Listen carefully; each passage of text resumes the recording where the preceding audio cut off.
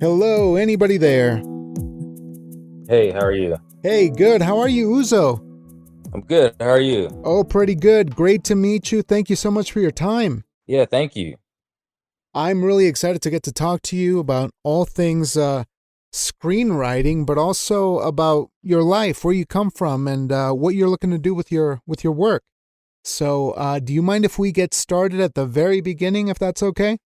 Sure. Awesome. So, can you tell me a little bit about yourself, in particular, where you're from, and where does your journey begin? Yeah. So my name is Uzo Chijioke. I'm originally from Baltimore, Maryland, and I've been moving west ever since college. Hmm. So I left the East Coast. I lived in Arkansas, then Texas, and then now I'm in LA. Uh, I I began writing in 2017. I originally set out to be a novelist. Hmm. Where I had a fantasy fiction idea that I put together, and I don't know if you've interviewed many authors, but the querying space for authors is not a kind one. Um, Right. so I went through like trying to query my first title, no agent, wrote a second book, got a little further with more requests, but still nothing there yet. And in that time period, I was expressing my frustrations to another friend who was in the screenwriting space. And he was telling me his about how, Hollywood is tough to break into. But as we like exchanged samples, he kept encouraging me to turn things I've written into scripts. Hmm. And I read his work and actually saw what a script looked like. It looked a lot simpler than writing 90,000 words of prose, at least to me. So I dove into the screenwriting world. We started writing a feature together, and then from there, I started writing my own features and pilots or samples for those, and kind of went full steam ahead towards the screenwriting world. Now, I still had the novel manuscripts in like my back pocket, and I didn't want to just throw them away. So the first novel I wrote, I actually started adapting into a graphic novel, Hmm. which the first volume of which came out this week or this past week. Oh, wow. So yeah, and I think that's probably also due to the advice that you see a lot in the writing world of make your own stuff. I think usually that turns into people, making their own short films or doing an indie feature. But I guess in my case, I had material that I wanted to see someday, and like, well, let me turn into a graphic novel and let everyone see it Yeah. while I'm still refining my screenwriting craft and making strides in that arena. And then ideally, at some point, those two worlds converge in the future, where someone discovers the written works, and then they're like, "Hey, we want to adapt this." I'm like, "Hey, well, I'm actually a screenwriter, so you got that." Today's your lucky day. Yeah, you got one man to Yeah, do it. yeah, So, you mentioned in your bio that you have a background in pharmacy or that you initially started doing something else completely. And yes, I really empathize with this as the son of immigrant parents as well. There's always an yeah, expectation and things that you feel might have to be done. But I'm curious a little bit about how that experience was for you and what allowed you to move beyond that and say, you know what, I'm not going to do what I'm supposed to do. I'm going to follow my own path. yeah, yeah. So yeah, I am a pharmacist by education. Did pharmacy school, practiced, got board certified at one point. Mm, Um, and I think like all throughout my life, I've always had these creative like inklings, but never really nurtured them. And it wasn't a situation where my parents actively discouraged me from doing it. mm. So yeah, I wasn't one of those kids that had amazing paintings or something, and then the parents said, "No, go to medical school." In my case, yeah, in my case, I had good grades in my STEM courses in high school, etc. And like going to the pharmacist path made sense. And as I moved to the United started writing the novels, um, that's when I really like just dove into the creative space. And in this time period of learning more of like what it's like to break into the industry, but also having some wins, some short-term successes that kind of validated that I'm good at this and I'm becoming better at it. That it just felt more fulfilling than continues to pursue more and more of things in the pharmacy realm. Um, so yeah, even now, I think what I benefited from being in pharmacy is I have a bit more security as far as being able to pursue some of these things that I want to do, Hmm. and whether this was writing or rock climbing or anything like that, um, I have a good base foundation, being able to take care of myself. So I'm definitely thankful for that. Yeah, man, it's a difficult journey, as you've said, whether you're going into writing novels or becoming a screenwriter, there is a certain grind, a huge mountain to climb that has to be handled. And I think this is something that is not often talked about.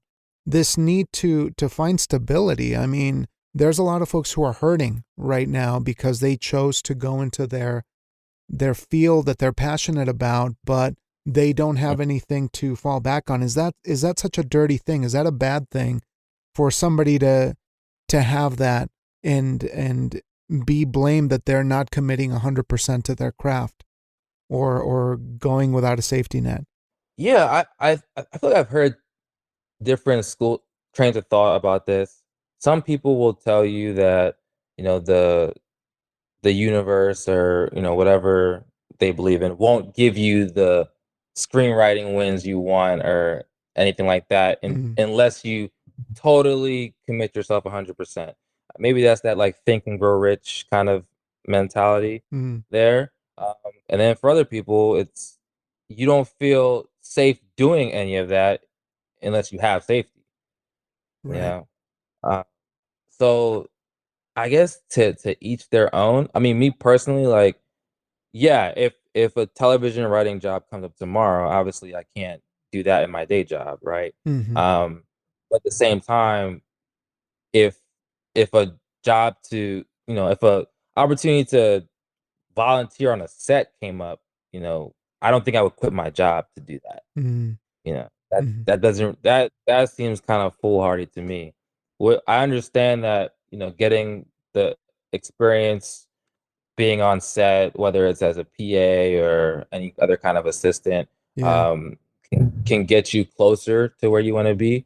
But at the same time, if you can't afford your rent, etc., because Right. you gave up the job that was paying your bills, that seems counterintuitive. Hmm. So I'm curious of the process that you went through going from being an author and having a more long form mindset into distilling it over to screenwriting, which is my favorite form, a beautiful form, but it's also a pain in the ass Mm. and very mechanical. I'm curious of what learning experiences you had along the way that really made an impact for you, changing your stories from a novel to a screenplay, if you can remember any of those. Maybe one or two. Yeah, I think the biggest thing to adjust to is how much description is needed or not needed. Um, in a novel, as your character is walking down a street, you're describing the flowers and the windowsills and the breeze blowing past their hair or something like that. Versus in a screenplay, you can just write it was windy, or some form of that, Yeah. where it's a lot simpler, and then you trust the director and set designers to and flesh that out more. The novel process is all you, and you have to paint it in a way that your readers can see what you're seeing in your head when you're writing it. Hmm. Whereas the screenwriting, you're creating something that will become a collaborative document. You know, um, that will get notes and be edited. And then when it turns into the visual media, more and more people are touching it, and it's not just your story you're painting by yourself. Mm-hmm. So yeah, I would say for me, yeah, like I said, the biggest things to adapt to were adjusting how you write, how you describe scenes, realizing what doesn't need to be said um, right away. Mm-hmm. For example, in like if you're reading something from like George R. R. Martin, he'll introduce a character and then tell you like the character's family history for pages, you Mm-hmm. know, before you kind of continue on with what the story is. But you can't do that in a screenplay, Right. you know. Yeah. So, do you recall in a screenplay that you were writing? Doesn't matter, when it was, but when it finally sunk in, or it started making sense to you, and you said, "Oh, I get this. I understand this format better than I did ever before." Um, yeah, I think so. One of the novels that I wrote, I adapted it and into a feature and submitted it to Austin, and I second rounded with it, and I hadn't touched it since I submitted it. Mm, But I came back to it after that second round win because obviously, when you start placing and more people are asking you about things, eventually they want to see the script, mm-hmm, right? Whether it's just another peer you meet who wants to swap, etc. So when I dove back into it those months later, after I had worked on more things, I gotten more notes, and just continued to improve. And yeah, I was noticing, okay, these are things that I don't need. While they were precious to me in the book, they don't really need to be shown in a feature format. And it did feel kind of strange, like I wrote the novel, and then I'm writing the feature, and I'm changing entire scenes or condensing and combining scenes that are still in the novel that I haven't went back and change the novel to match the feature. Um, and then you start thinking about all the other books that get turned into movies or television shows, and like, oh, why did they take this out? And you realize how much of that doesn't make sense for 90-minute mm, movie. yeah, right. And I imagine that's got to be pretty difficult to go from something that is so personal, right, to a form that is so collaborative, and it feels like you got to let go of your baby, right? And having that from an author's point of view, you're a novelist, you've spent who knows how long on the novel, to then hand it off for somebody else to transform it. Are you suddenly okay with that, or that does that take time for you to adjust to the emotional part of it, to say this is not just my baby, it's our baby now? Yeah, I think with the book specifically, it really is going to depend on how much the book, like the story in the book, means to you. Mhm. For example, with the fantasy story that I wrote, that's meant to be a series. In my mind, I have a whole universe that develops from it. So while the middle of it, I'd be okay with certain changes. There are certain things on the front, on the beginning and the tail end that I would not budge on because they would like that sets up things that I want to do later in the story with spin-offs or whatever.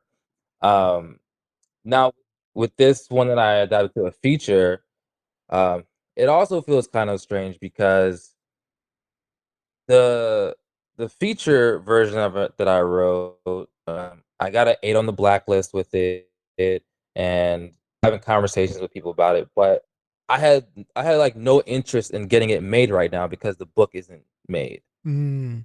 And there's a lot in the story that is precious to me that I would want the established book IP to be there, so that's the story, Mm. I if that see. makes sense. So, in its Yeah. purest form, the novel version would be the ideal vehicle for it first, because it has all the info. It would have the full picture, without Yeah. distillation. Yeah. So, Yeah. I'm curious of of how much of your cultural background makes its way into your stories. I know, for some of us, who are kind of in the middle as immigrant people, we tend to either fully double down on the cultural representation of our personhood, and where we come from. And then there's other folks who choose to invent something that is completely new and almost like removed from where one comes from. And I'm curious of where you stand on that, or if it varies from project to project, whether you incorporate some of that cultural background and some of those things from what you might call home into the work. Yeah, yeah. I can say for sure, like the book that became a feature script, that was all cultural. Like Mm, even if it was made into a movie, they wouldn't be speaking English most of the movie. wow. Um, yeah. So in that one, it's yeah, all cultural and all like reflecting on issues that I see in my culture. I think in some of the other stories that are set in America, for the most part, in modern times, I guess there's certain questions or dilemmas that um that I might experience or people close to me might experience that I translate into something that is not just a Nigerian story.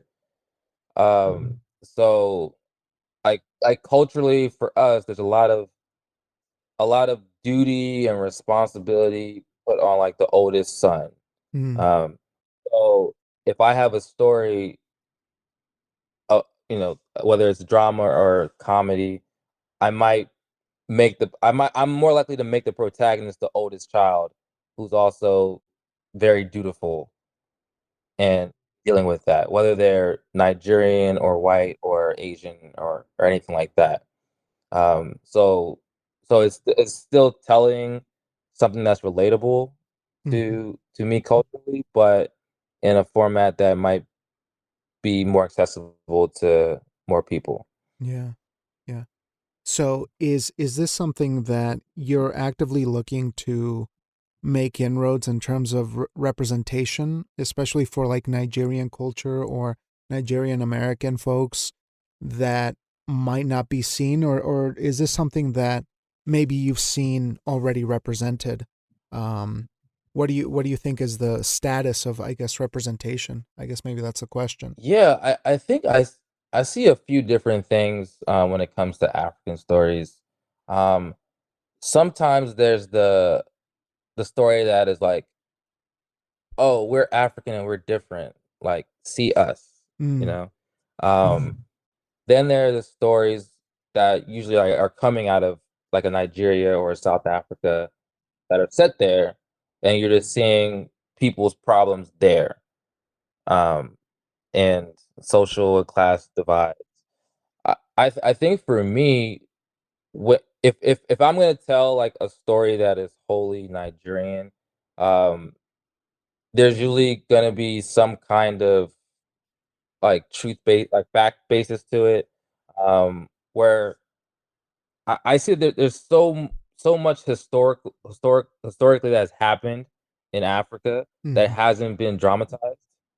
mm-hmm, That like there's an endless amount of stories there without like reality TV or mm-hmm, making up something new that I think more people could learn from. So, for example, my parents, or a lot of our parents in general, like they didn't grow up with the internet. They grew up getting taught what um, British colonizers taught them in school. mm-hmm. So some stories about how the country became independent, etc., they're learning the same time I'm learning as an adult now that the internet is out and documentaries are coming out and things like that. So if we're able to reach back and look at like stories of like our independence movements, uh, some of the more notorious like Mm-hmm. riots that happened, other events that had a big impact, and then drill down and elevate characters that make sense for those stories.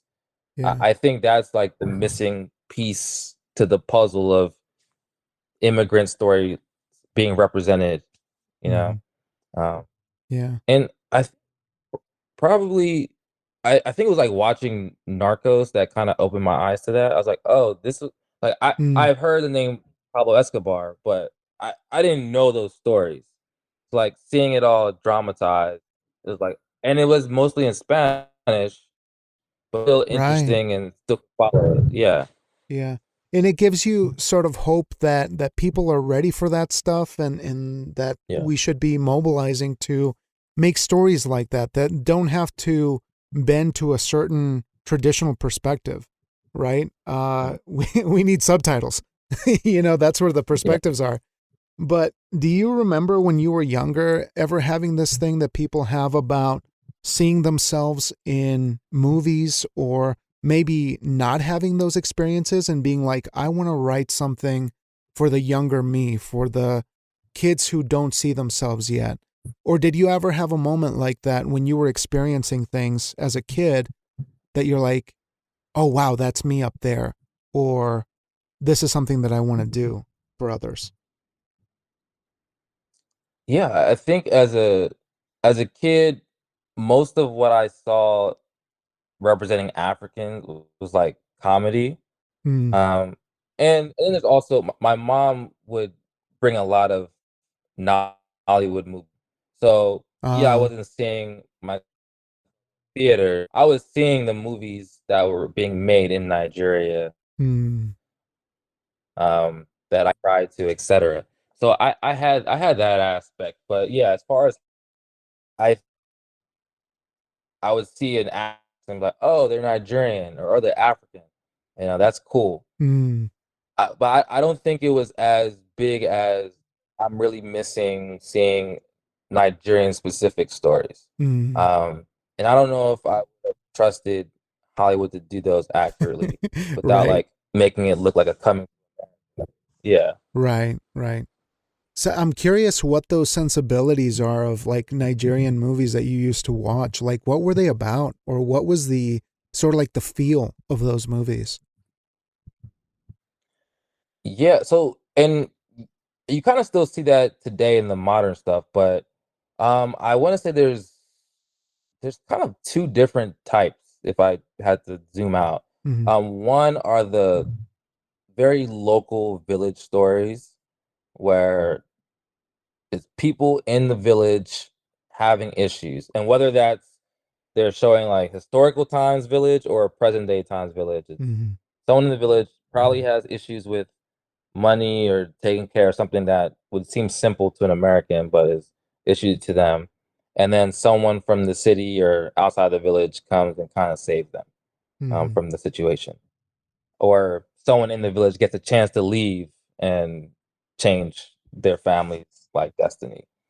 Then on the other end of the spectrum, there are the stories that take place in the city, like Lagos, where you're seeing people that are like ultra wealthy, Hmm. relatively, dealing with issues and drama.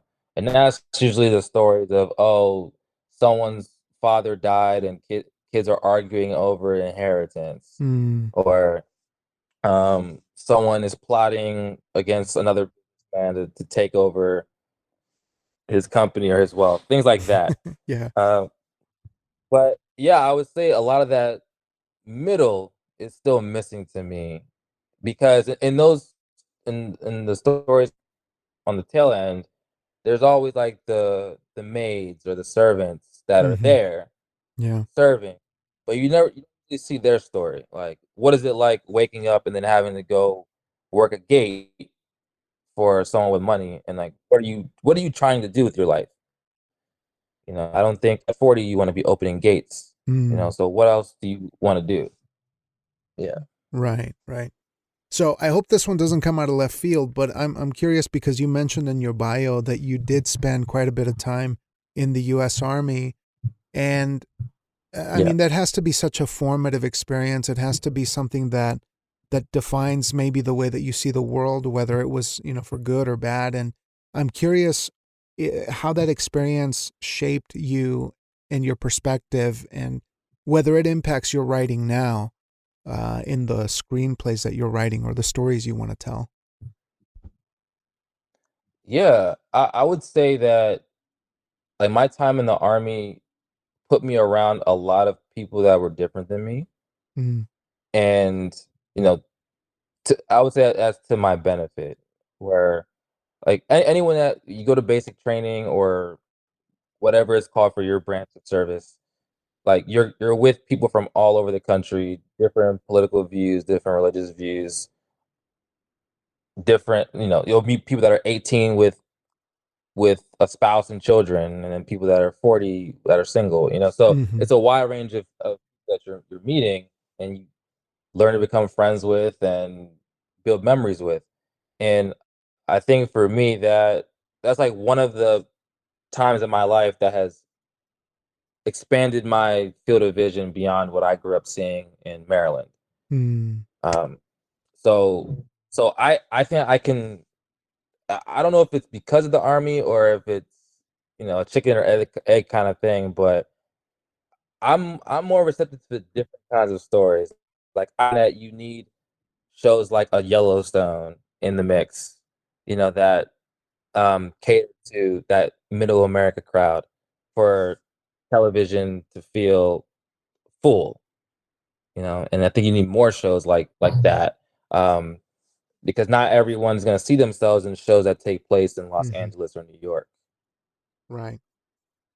And I think there was a second part to your question I might have missed. Oh, I think you answered it so well that you may have covered it, but Okay. I think it was whether it was influencing your work, how it impacts the writing. Yeah. Yeah, I think that maybe that's why I don't feel the need to write every story where my protagonist is Nigerian Mm-hmm. or black. Um, I'm comfortable writing stories of other people's experiences and bringing them in the mix and considering cultural differences as I create those characters. Mm-hmm. But I think beyond like the specifics of writing itself, like there's a resilience you need if you're trying to make it in any entertainment field where I in the military you're used to the concept of hurry up and wait Mm-hmm. and without anybody telling you why you're waiting or how long you're waiting for. So now if if I send something out to someone, I'm not really that pressed to get updates on what's happening with it, and maybe sometimes that's to my detriment. But in general, I can go outside and smell the roses. Yeah. Yeah. So and the nose hurt, but it's easy for me to roll off of those and go do something else. Mm-hmm. And so I'm pretty sure that receiving that kind of feedback is common in screenwriting. You get a lot of those, I'm sure, when you're asking for them, and a lot of them may not be nice or well informed, or maybe don't care for the story or this or that. I'm curious what your barometer is for figuring out what works and what doesn't. Like, how do you go about incorporating notes that may be painful at first? Yeah, I think my natural response when I get notes is "F you, what are you talking about?" And then Yeah. I take a step back, and then I read them with less annoyed eyes, and like there's always a note behind the note. Mm, Um, I guess as a writer, you have an image in your head. You're trying to translate that onto the page and hope that someone else reads it and creates the same image you had in your head. mhm, So if for them some parts of that is some parts are fuzzy, then okay, how do I remove the fuzz? mhm, Because if you're telling me you're confused here, that doesn't mean that my concept is broken. That could just mean that you can't picture my concept. Now, on the other end, there are some times where, you know, some people have stupid notes. And if you think about it, right? Like whatever no matter how popular a show is or a movie is or was, there's always someone that is throwing a tomato at it on Rotten Tomatoes, you know? And unfortunately, you might get that person that's reading your script and giving you notes. I can give an example where a pilot I wrote, I submitted it for coverage. It got torched, and some of the notes came back were, why are the military people in this episode excited to deploy? Like, wouldn't they be more nervous about that? And blah blah blah. And I'm reading it as a veteran who's been in the room where deployments were announced, and many people cheered because people, generally speaking, people that are in the military want to be in the military and they want to get those experiences. Mhm. So, like, yeah, a note saying that these people should not be excited, you just don't know what you're talking about. And maybe my show is not for you. Mhm.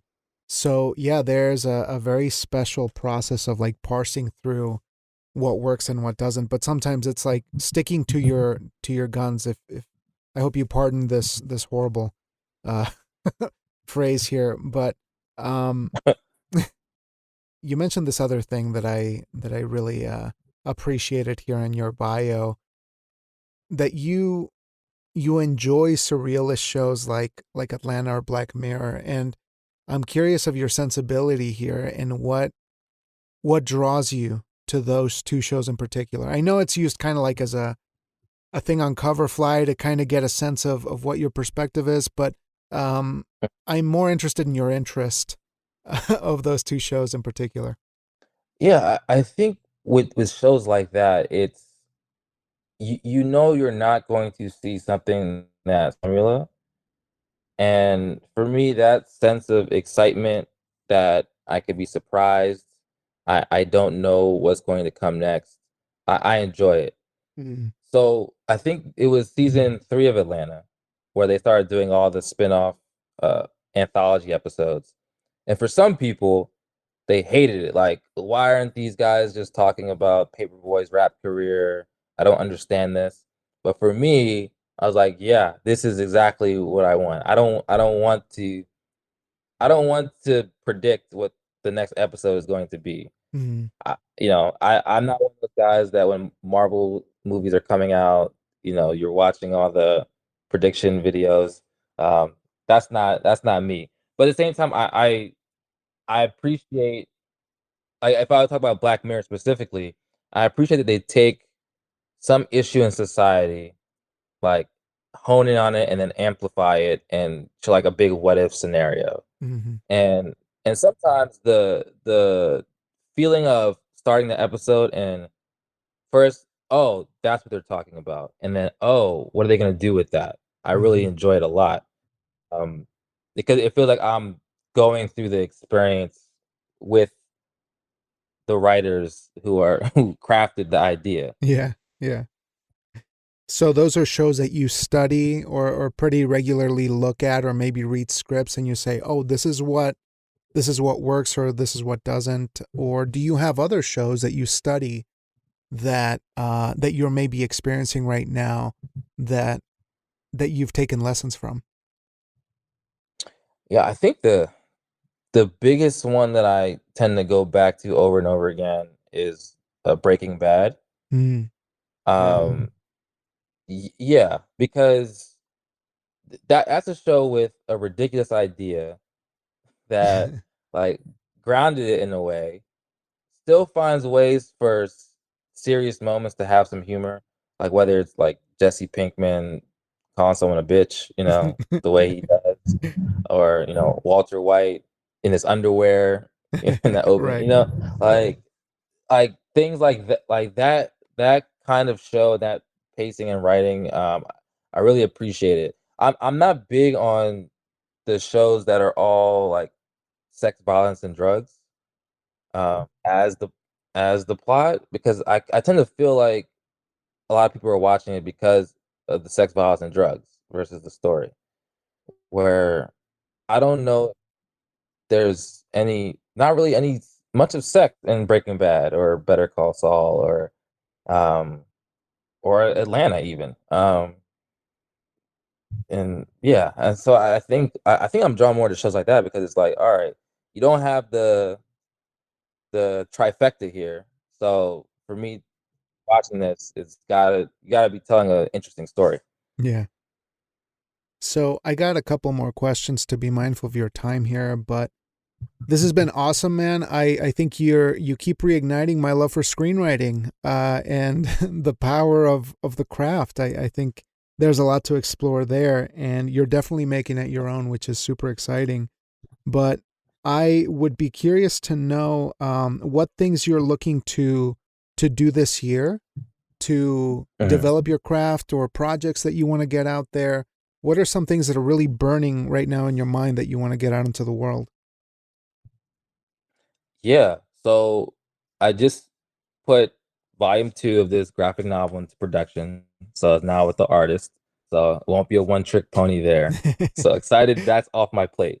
Uh Secondly, I am working on a scripted podcast with friends. Mm. So as I listen to podcasts like yours and others that talk about the industry, I've been hearing a bunch about how the scripted podcast space is growing. Mhm. And for any of your listeners that might not be familiar, like they're not audiobooks where someone is just reading a book.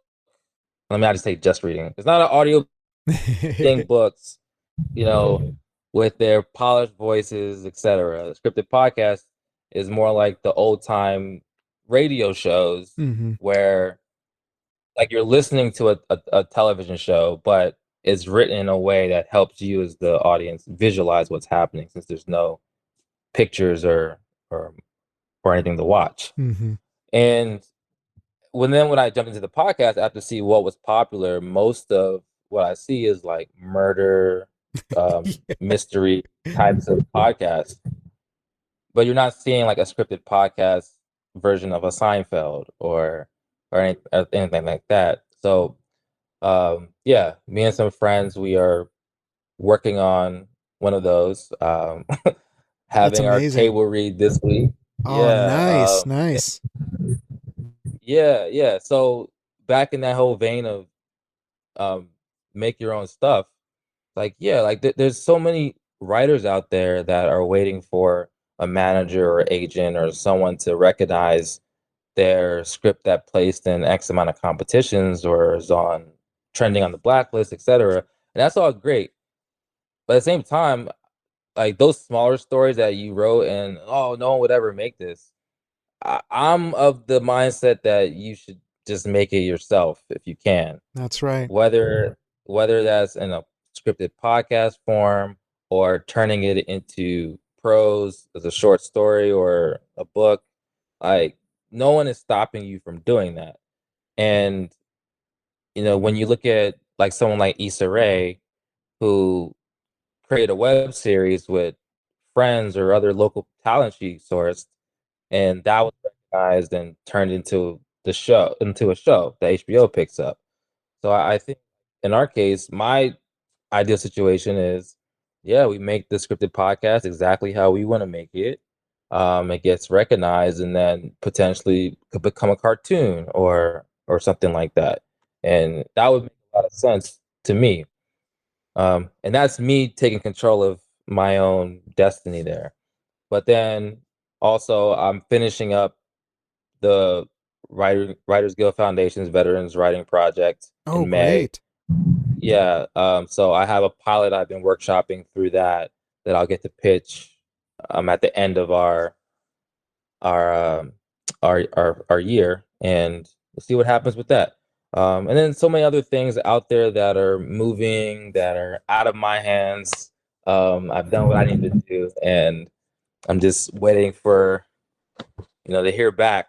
But yeah, then in the day, I think as you're putting things out there and waiting on other people months, years to make something, you can do a podcast, you can write a play for your local community center, something where someone is reading your work and you can sit back and watch it happen and feel proud.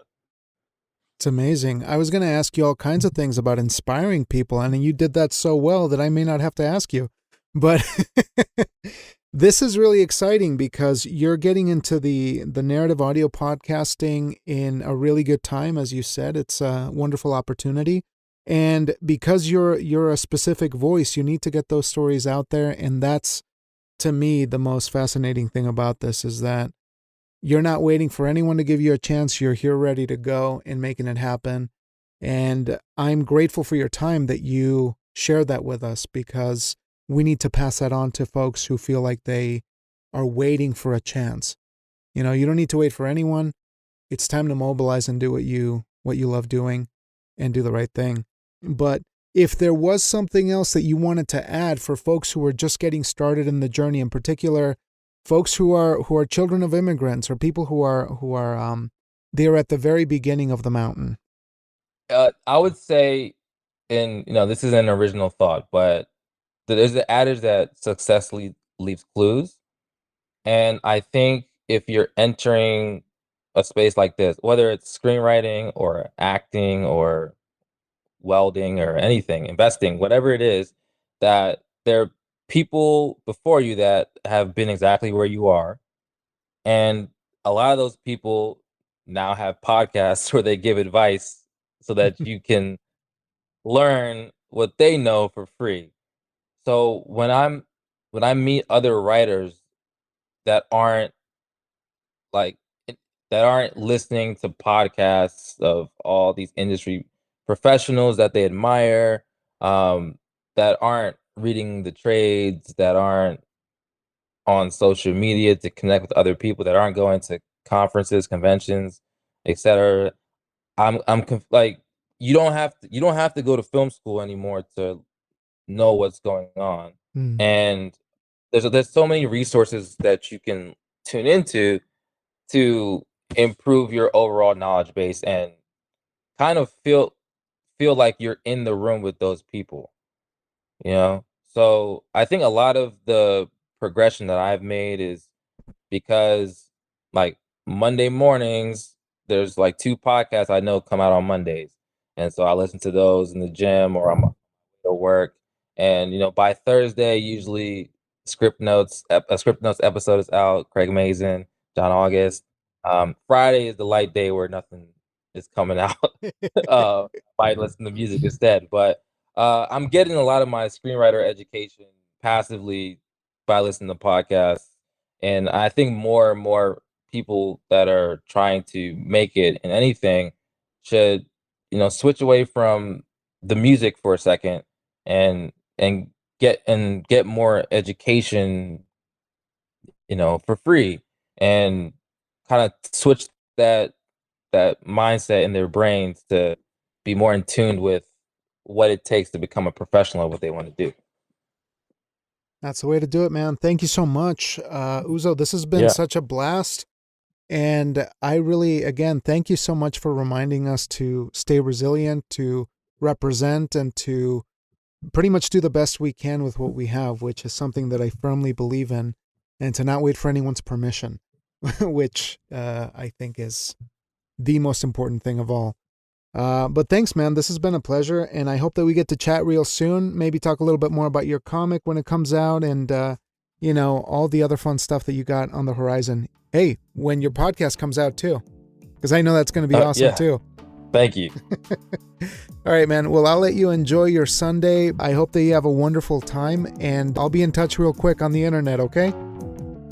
Okay. Appreciate it. Thank you for having me. All right. Thanks, man. Take care. Bye. All right. Bye.